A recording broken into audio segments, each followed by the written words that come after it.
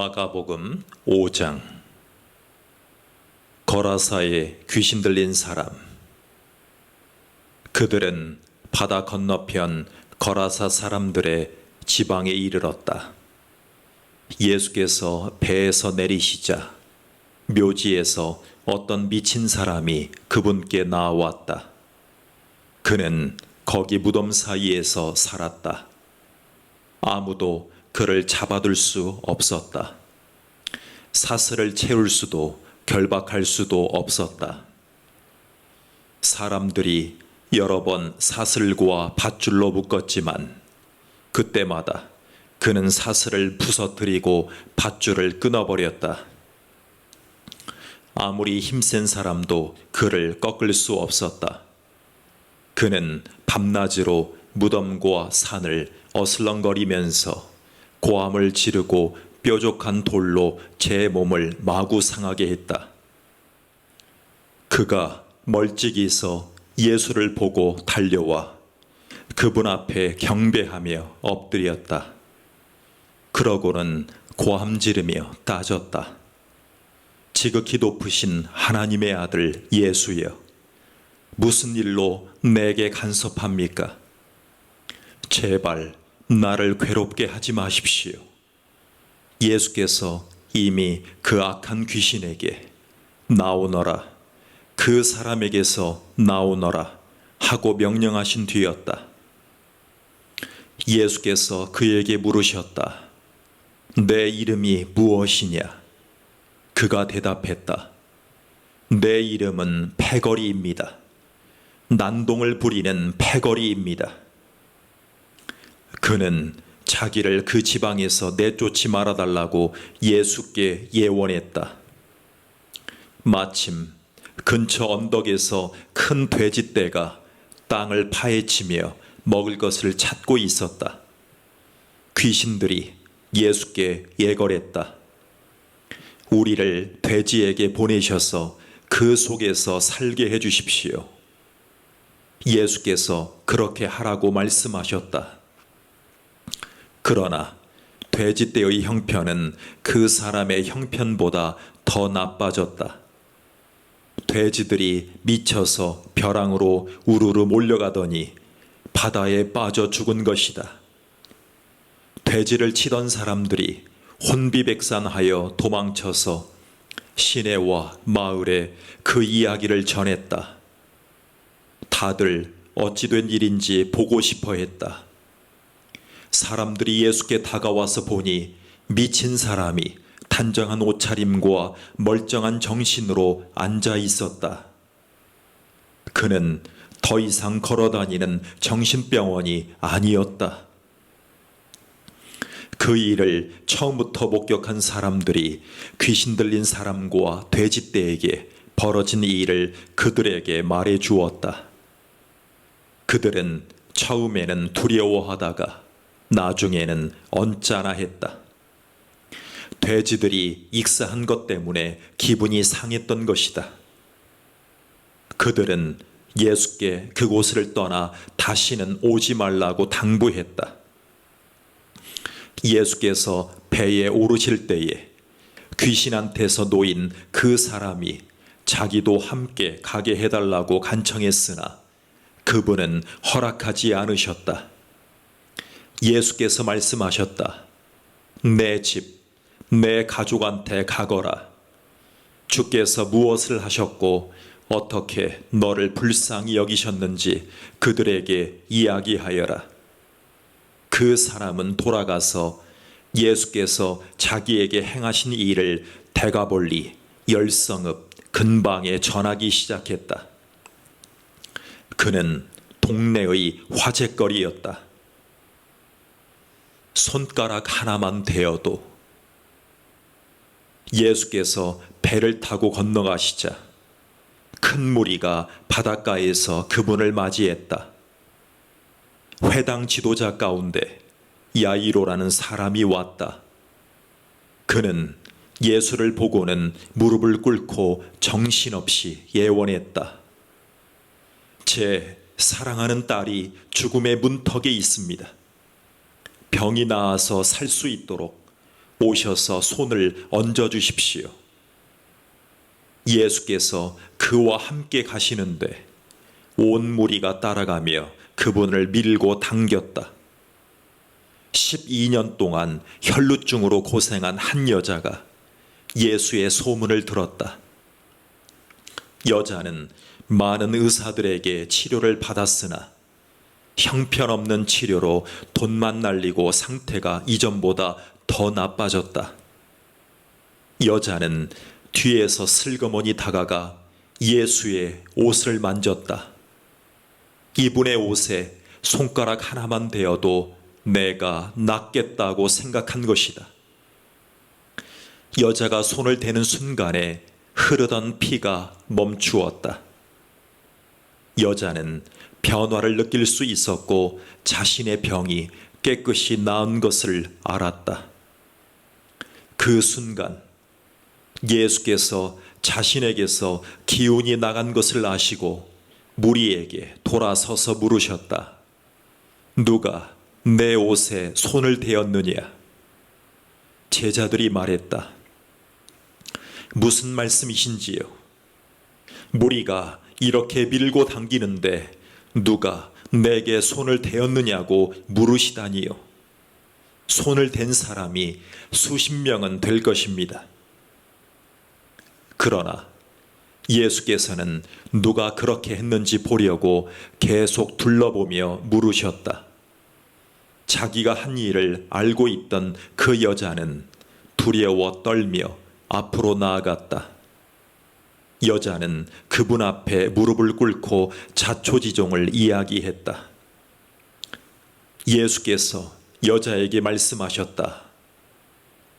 딸아, 너는 믿음의 모험을 했고 이제 온전해졌다. 잘 살아라. 병이 나았으니 복되게 살아라. 예수께서 아직 말씀하시는 중에 회당장의 집에서 사람들이 와서 회당장에게 말했다. 따님이 죽었습니다. 선생님을 더 괴롭게 해드릴 일이 있겠습니까? 예수께서 그들이 하는 말을 들으시고 그 회당장에게 말씀하셨다. 그들의 말을 듣지 말고 나만 신뢰하여라. 예수께서는 베드로, 야고보, 요한 외에는 아무도 따라오지 못하게 하셨다. 회당장의 집에 들어선 그들은 이야깃거리를 찾는 입방아꾼들과 음식을 나르는 이웃 사이를 헤치고 지나갔다. 예수께서 불쑥 말씀하셨다. 어째서 이렇게 너도 나도 울고불고 말이 많으냐? 이 아이는 죽은 것이 아니라 자고 있다.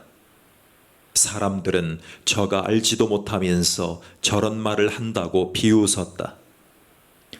예수께서 그들을 다 내보내신 뒤에 아이 부모와 자기 동료들만 데리고 아이 방으로 들어가셨다.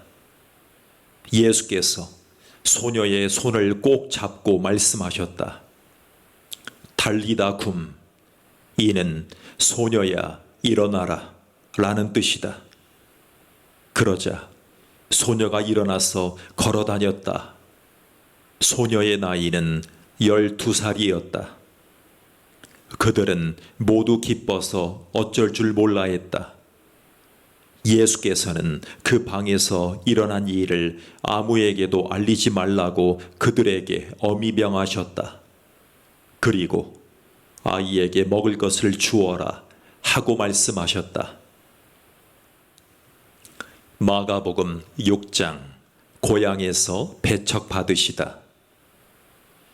예수께서 그곳을 떠나 자기 고향으로 돌아가셨다. 제자들도 함께 갔다.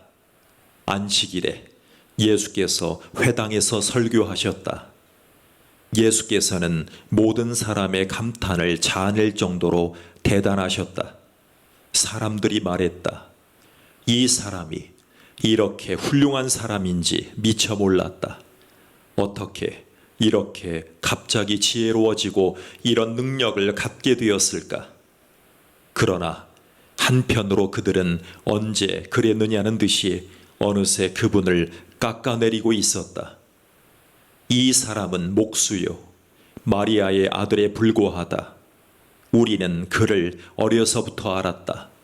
그의 동생 야고보와 요셉과 유다와 시몬, 그리고 그의 누이들도 우리가 안다. 도대체 그는 자기가 누구라고 저러는 것인가? 그들은 예수에 대해 조금 아는 것에 걸려 넘어졌던 것이다. 그들은 거기서 더 이상 나아가지 못했다. 예수께서 그들에게 말씀하셨다. 예언자는 자기 고향, 자기 친척, 자기가 어려서 놀던 길목에서는 별로 존경을 받지 못하는 법이다. 예수께서는 거기서 많은 일을 행하실 수 없었다. 몇몇 병자들에게 손을 얹어 고쳐주신 것이 전부였다. 그들의 완고함을 예수께서도 어찌할 수 없었다. 그래서 예수께서는 그곳을 떠나 다른 마을을 다니시며 가르치셨다. 12 제자를 파송하시다. 예수께서 12 제자를 부르셔서 둘씩 짝을 지어 내보내시며 그들에게 악한 세력을 물리치는 권세와 능력을 주셨다. 예수께서는 그들을 내보내시며 이런 지침을 주셨다. 이 일에 별도의 준비가 필요하다고 생각하지 마라. 먼저 너희 자신을 준비하여라. 특별히 돈을 모금할 것도 없다. 간소하게 하여라. 고급 여관도 안 된다. 적당한 곳을 찾아가 떠날 때까지 그곳으로 만족하여라. 사람들이 너희를 맞아들이지 않고 너희 말을 듣지 않거든 조용히 나오너라. 소란 피울 것 없다. 무시해버리고 너희의 길을 가면 된다. 곧 제자들은 길을 나섰다. 그들은 삶이 근본적으로 달라질 수 있음을 기쁜 마음으로 긴박하게 전했다. 가는 곳마다 귀신을 쫓아냈다. 병자들의 몸에 기름을 발라 건강을 되찾게 해주고 그들의 심령을 고쳐주었다. 요한의 죽음. 예수의 이름이 만인의 입에 오르내리고 있을 그 즈음에 헤롯 왕도 그 모든 소식을 들었다. 그가 말했다. 죽은 세례자, 죽은 침례자 요한이 다시 살아난 것이 틀림없다. 그래서 그 사람이 능히 기적을 행하는 것이다. 다른 사람들이 말했다. 아닙니다. 그는 엘리야입니다. 또 다른 사람들이 말했다. 그는 예언자입니다. 옛 예언자들 가운데 한 사람과 같습니다. 그러나 헤롯은 굽히지 않았다. 틀림없이 요한이다. 내가 그의 목을 베었는데 이제 그가 다시 살아난 것이다. 헤롯은 자기 동생 빌립의 아내였던 헤로디아의 잔소리에 못 이겨 요한의 체포를 명하고 그에게 사슬을 채워 감옥에 가두었던 자다. 요한은 헤롯과 헤로디아의 관계가 불륜이라고 말해 헤롯을 자극했다. 헤로디아는 증오에 사무쳐서 요한을 죽이고 싶었으나 헤롯이 요한을 두려워하여 감히 그렇게 하지 못했다. 요한이 거룩한 사람이라고 굳게 믿고 있던 헤롯은 그를 특별 대우했다. 헤롯은 요한의 말을 들을 때마다 양심의 가책을 받아 괴로워하면서도 그를 멀리할 수 없었다. 요한에게는 헤롯을 계속 잡아끄는 어떤 힘이 있었다. 그러나 끝내 불길한 날이 왔다. 헤롯이 갈릴리의 모든 고관과 귀족들을 초대해 생일 잔치를 벌인 날이었다. 헤로디아의 딸이 연회장에 들어와서 손님들을 위해 춤을 추었다. 헤롯과 손님들은 감탄했다. 왕이 소녀에게 말했다. 내게 무엇이든 청하거라. 내가 원하는 것이면 무엇이든 주마. 그는 흥분하여 계속했다. 맹세하는데 내가 말만 하면 내 나라를 너와 반반씩이라도 나누겠다. 그 딸은 어머니에게 돌아가서 말했다. 무엇을 청할까요? 세례자, 침례자 요한의 머리를 달라고 하거라. 딸은 급히 왕에게 달려가서 말했다. 지금 당장 세례자, 침례자 요한의 머리를 쟁반에 담아주십시오. 왕은 한순간 정신이 번쩍 들었다. 그러자 그는 손님들에게 체면을 잃고 싶지 않아서 잠자코 소녀의 소원을 들어주었다. 왕은 사형 집행관을 감옥으로 보내 요한의 머리를 가져오라고 명했다. 그가 가서 요한의 목을 베어 쟁반에 담아와서 소녀에게 주었고 소녀는 그것을 다시 자기 어머니에게 주었다. 요한의 제자들이 이 일을 듣고 와서 그 시신을 거두어다가 무덤에 안장했다. 너희가 먹을 것을 주어라. 사도들이 다시 예수께 모여서 그동안 자기들이 행하고 가르친 일을 모두 보고했다. 예수께서 말씀하셨다. 따로 어디 가서 잠깐 쉬도록 하자. 그만큼 오가는 사람들의 발길이 끊이지 않았고 그들은 음식 먹을 겨를조차 없었다. 그래서 그들은 배를 타고 따로 한적한 곳으로 떠났다. 그들이 가는 것을 본 사람이 있어서 금세 소문이 퍼졌다. 인근 마을에서 사람들이 도보로 달려와서 그들보다 먼저 그곳에 도착했다. 예수께서 도착해 큰 무리를 보셨다. 목자 없는 양 같은 그들을 보시니 그분 마음이 찢어지는 것 같았다. 예수께서는 곧바로 그들을 가르치기 시작하셨다. 어느새 저녁이 되었다. 시간이 많이 흘렀다고 생각한 제자들이 말씀 사이에 끼어들었다. 여기는 허허벌판이고 시간도 많이 늦었습니다. 이제 기도하시고 사람들을 보내어 저녁이라도 먹게 해야겠습니다. 예수께서 말씀하셨다. 너희가 이들의 저녁을 마련하여라. 그들이 대답했다. 진심이십니까? 가서 이들의 저녁거리에 큰 돈을 쓰라는 말씀이신지요? 그러나 그들의 말씀은 그분의 말씀은 진심이었다. 너희에게 빵이 몇 개나 있는지 알아보아라. 오래 걸릴 것도 없었다.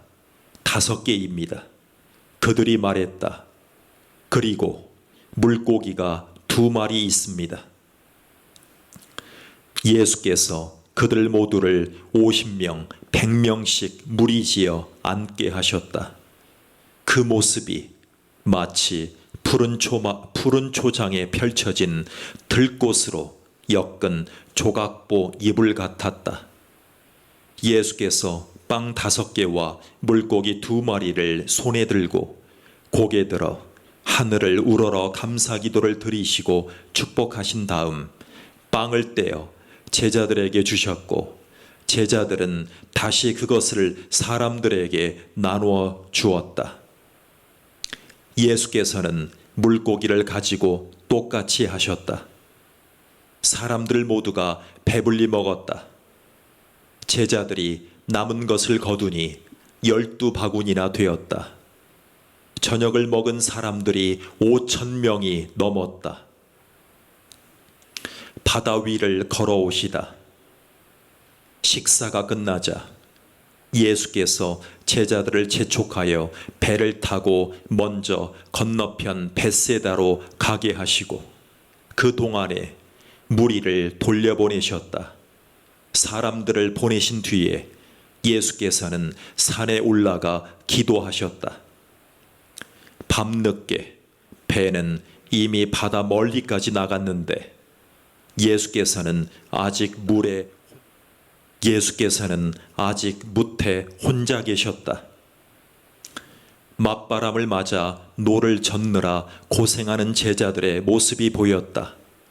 새벽 4시쯤에 예수께서 바다 위를 걸어 그들 쪽으로 가셨다. 예수께서 바로 그들 옆을 지나려고 하셨다. 그러나 제자들은 바다 위를 걸어오시는 예수를 보고서 유령인 줄 알고 무서워 꼼짝도 못한 채 비명을 질렀다. 예수께서 얼른 그들을 안심시키셨다. 안심하여라. 나다. 두려워 마라. 예수께서 배에 오르시자마자 바람이 가라앉았다. 제자들은 너무 놀라서 이게 무슨 일인가 싶어 고개를 저었다. 그들은 예수께서 저녁 식사 때 하신 일을 미처 깨닫지 못하고 있었다. 그 무엇도 아직 그들의 마음속까지 파고들지 못했던 것이다. 그들은 게네사렛에 배를 댔다. 그들이 배에서 내리자 순식간에 소문이 퍼졌다. 사람들이 이리저리 내달리며 들것에 병자들을 메고 예수가 계시는 곳으로 데려왔다. 마을이나 시내나 촌내거리마다 그분이 가시는 곳이면 어디든지 사람들이 병자들을 데리고 나와서 그분의 옷자락을 만지게 해달라고 간청했다. 그것이 전부였다. 그분을 만진 사람은 누구나 병이 나았다. 마가복음 7장. 참으로 너희를 더럽히는 것. 바리새인들이 예루살렘에서 온 몇몇 종교학자들과 함께 예수의 주위에 모였다. 그들은 예수의 제자 몇이 식사 전에 씻는 정결의식을 소홀히 하는 것을 보았다. 바리새인을 비롯한 유대인들은 의식상 손 씻는 신용을 하지 않고는 절대 식사를 하지 않았다.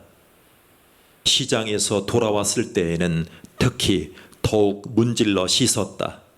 컵과 냄비와 접시를 닦는 것은 말할 것도 없었다. 바리새인과 종교학자들이 물었다.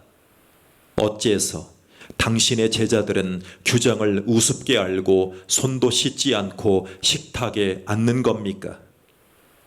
예수께서 대답하셨다. 너희 같은 사기꾼들에 대해 이사야가 전곡을 찔러서 말했다. 이 백성이 입바른 말을 거창하게 떠벌리지만 그들의 마음은 딴 데 있다. 겉으로는 나를 경배하는 듯해도 진심은 그렇지 않다. 무엇이든 자기네 구미에 맞는 가르침을 위해 내 이름을 팔고 있을 뿐이다. 하나님의 계명은 버린 채 최신 유행을 쫓기에 바쁘다. 예수께서 계속해서 말씀하셨다. 그래, 잘도 하는구나. 너희는 종교의 유행을 따르는데 거추장스럽지 않도록 하나님의 계명을 저버리고 있다. 모세는 너희 부모를 공경하라고 했고 또 누구든지 부모를 욕하는 사람은 반드시 죽여야 한다고 했다. 그러나 너희는 부모에게 드려야 할 것이 있어도 부모 대신에 하나님께 예물로 바쳤습니다 말하면서 그 계명을 회피하고 있다. 아버지나 어머니에 대한 의무를 그렇게 모면하고 있는 것이다. 너희는 하나님의 말씀을 지워버리고 그 자리에 아무 것이나 원하는 대로 써넣는다. 너희는 이 같은 일을 다반사로 한다. 예수께서 다시 무리를 불러놓고 말씀하셨다. 잘 듣고 마음에 새겨두어라. 너희 삶을 더럽히는 것은 너희가 입으로 삼키는 것이 아니라 너희 입에서 토해내는 것이다. 그것이야말로 정말 더러운 것이다. 예수께서 무리와 헤어져 집에 돌아오셨을 때에 제자들이 말했다. 잘 모르겠습니다. 쉽게 말씀해 주십시오. 예수께서 말씀하셨다. 너희가 우둔해지기로 작정이라도 한 것이냐? 너희가 입으로 삼키는 것이 너희를 더럽힐 수 없다는 것을 모르느냐? 그것은 너희 마음으로 들어가지 않고 위로 들어가서 장을 지나 결국 변기의 물과 함께 내려간다. 이것으로 음식에 대한 논란은 무의미해졌다. 예수께서는 모든 음식을 먹어도 좋다고 하신 것이다. 예수께서 계속해서 말씀하셨다. 사람 속에서 나오는 것이 사람을 더럽히는 법이다. 사람 속에서 나오는 것이 사람을 더럽히는 법이다. 음란, 정욕, 도둑질, 살인, 간음, 탐욕, 부정부패, 속임수, 방탕, 비열한 눈빛, 중상모략, 교만, 미련함, 이 모두가 마음에서 토해내는 것이다. 너희를 더럽히는 근원은 바로 거기다. 예수께서 거기에서 두로 지방으로 떠나셨다. 그분은 아무도 못 본 줄 알고 그곳에 한 집에 들어가셨으나 사람들의 이목을 피할 수 없었다. 예수께서 안에 들기가 무섭게 고통당하는 딸을 둔 한 여자가 그분이 그곳에 계시다는 말을 듣고 찾아왔다. 여자는 예수의 발 앞에 무릎을 꿇고는 도와달라고 예원했다. 그 여자는 수로보니게 출신의 그리스 사람이었다. 여자는 예수께 자기 딸을 고쳐달라고 간청했다. 예수께서 말씀하셨다. 줄을 서서 차례를 기다려라. 자녀들을 먼저 먹이는 법이다. 그리고 남는 것이 있으면 개들의 차지다. 여자가 말했다. 지당하신 말씀입니다. 주님, 하지만 상 밑의 개들도 자녀들이 흘리는 부스러기는 먹지 않습니까? 예수께서 감동하셨다. 내 말이 맞다. 가거라. 내 딸이 더 이상 고통당하지 않게 되었다. 괴롭히던 귀신이 떠나갔다. 여자가 집에 가보니 딸이 침대에 누워 있었고 침대에 편히 누웠고 고통이 아주 사라져 버렸다. 예수께서 다시 두로 지방을 떠나서 시돈을 지나 갈릴리 호수로 돌아와서 데가볼리 지방으로 건너가셨다. 어떤 사람들이 듣지도 말하지도 못하는 사람을 예수께 데려와 손을 얹어 고쳐주시기를 청했다. 예수께서 그 사람을 따로 데리고 저만치 가셔서 그의 귀에 손가락을 넣고 그의 혀에 침을 묻히셨다. 그러고는 하늘을 우러러 기도하시고 깊이 탄식하며 명하셨다. 에바다, 열려라. 그러자 그대로 되었다. 그 사람의 귀는 이제 똑똑히 들렸고 말도 분명해졌다. 순식간의 일이었다. 예수께서 그들에게 입단속을 시켰으나 그럴수록 그들은 흥분하여 더욱 퍼뜨리고 다녔다. 전부 그분이 하신 일인데 대단한 일이다. 그분은 듣지 못하는 사람도 듣게 하시고 말하지 못하는 사람도 말하게 하신다. 아멘. 마가복음 8장 4,000명을 배불리 먹이시다. 그 즈음에 예수께서 배고픈 무리 앞에 다시 서게 되셨다. 예수께서 제자들을 불러 말씀하셨다. 이 무리를 보니 내 마음이 몹시 아프구나. 이들이 사흘이나 나와 함께 있었는데 이제 먹을 것이 없다. 배고픈 채로 돌려보내면 가다가 지쳐 쓰러질 것이다. 이 가운데는 멀리서 온 사람들도 있다. 제자들이 대답했다. 저희가 어떻게 하면 좋겠습니까? 여기 광야에서 어떻게 음식을 살 수 있겠습니까? 예수께서 물으셨다. 너희에게 빵이 얼마나 있느냐? 7개입니다. 그들이 말했다. 그러자 예수께서 무리를 바닥에 앉게 하셨다. 예수께서 감사를 드리신 후에 빵 7개를 조금씩 떼어 제자들에게 주셨고 제자들은 그것을 무리에게 나누어 주었다. 마침 거기에 물고기도 몇 마리 있었다. 또 예수께서 물고기를 가지고 감사를 드리신 후에 제자들을 시켜 사람들에게 나누어 주게 하셨다. 사람들은 배불리 먹었다. 남은 것을 거두니 7자루였다. 식사한 사람이 좋기 4,000명이 넘었다. 그때야 예수께서 사람들을 집으로 보내셨다. 예수 자신은 제자들과 함께 곧바로 배로 가서 달마누다로 떠나셨다. 그들이 도착하자 바리새인들이 나와서 예수께 바짝 달라붙었다. 그러고는 자신을 입증해 보이라고 그분을 괴롭히며 궁지로 몰아세웠다. 예수께서 노하여 말씀하셨다. 어찌하여 이 세대는 기적과 같은 증거를 찾아서 난리들이냐? 내가 이것만 분명히 말해두겠다. 너희는 꿈에라도 증거를 받을 생각은 하지 마라. 더럽게 하는 누룩을 주의하여라. 예수께서 그들을 떠나서 다시 배에 올라 건너편으로 향하셨다. 그런데 제자들이 점심 싸우는 것을 잊어버렸다. 빵 한 덩이 외에는 배 안에 빵 부스러기 하나 없었다. 예수께서 경고하셨다. 단단히 조심하여라. 바리새인과 헤롯 당원에 더럽게 하는 누룩을 각별히 주의하여라. 그러자 제자들은 깜빡 잊고 빵을 가져오지 않은 것을 두고서 서로 책임을 따졌다. 예수께서 들으시고 말씀하셨다.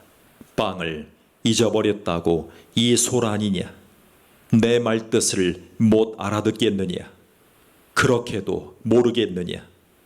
내가 빵 5개를 떼어서 5,000명을 먹인 이 일을 잊었느냐?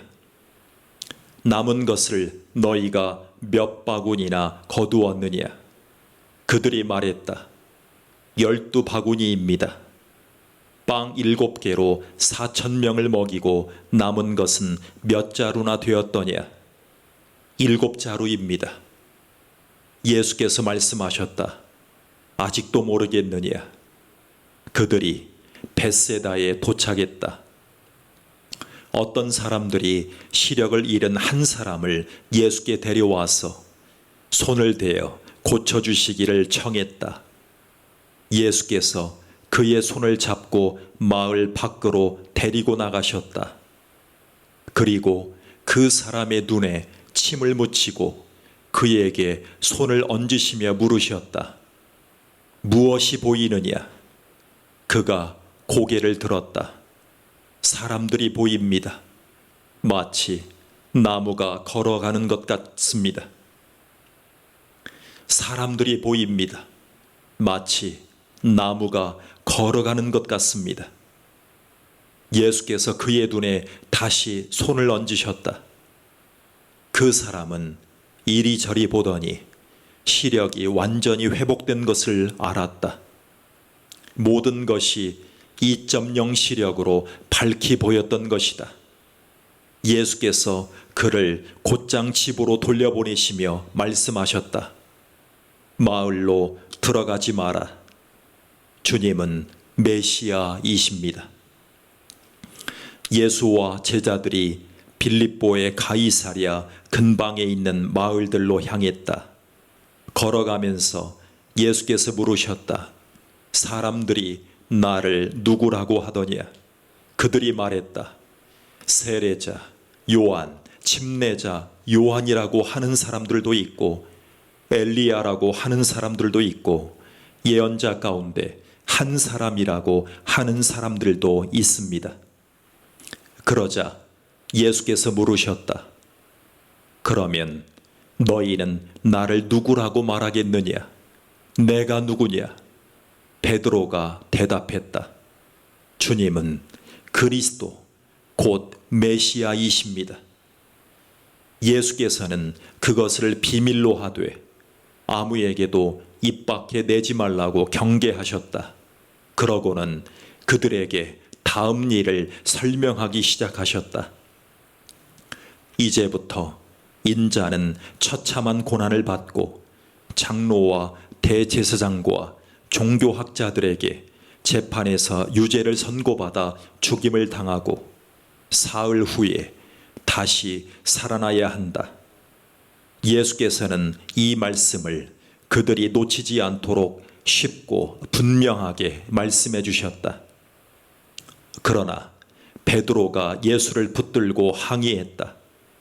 예수께서는 어떻게 받아들여야 할지 몰라서 머뭇거리고 있는 제자들을 돌아보시고 베드로를 꾸짖으셨다. 베드로야, 썩 꺼져라. 베드로야, 썩 비켜라. 사탄아, 물러가라. 너는 하나님이 어떻게 일하시는지 조금도 모른다. 예수께서 제자들과 함께 무리를 옆에 불러놓고 말씀하셨다. 누구든지 나와 함께 가려면 내가 가는 길을 따라야 한다. 결정은 내가 한다. 너희가 하는 것이 아니다. 고난을 피해 달아나지 말고 오히려 고난을 끌어안아라. 나를 따라오너라. 그러면 내가 방법을 일러주겠다. 자기 스스로 세우려는 노력에는 아무 희망이 없다. 자기를 희생하는 것이야말로 너희 자신, 곧 너희의 참된 자아를 구원하는 길이며 나의 길이다. 원하는 것을 다 얻고도 참된 자기 자신을 잃으면 무슨 유익이 있겠느냐? 너희 목숨을 무엇과 바꾸겠느냐? 너희 가운데 누구든지 변덕스럽고 중심 없는 친구들과 사귀면서 나와 너희를 인도하는 내 방식을 부끄러워하면 인자도 아버지 하나님의 모든 영광에 쌓여 거룩한 천사들을 거느리고 올 때 그를 더 부끄럽게 여길 줄로 알아라. 너희 가운데 누구든지 변덕스럽고 중심 없는 친구들과 사귀면서 나와 너희를 인도하는 내 방식을 부끄러워하면 인자도 아버지 하나님의 모든 영광에 쌓여 거룩한 천사들을 거느리고 올 때 그를 더 부끄럽게 여길 줄로 알아라. 아멘. 아멘.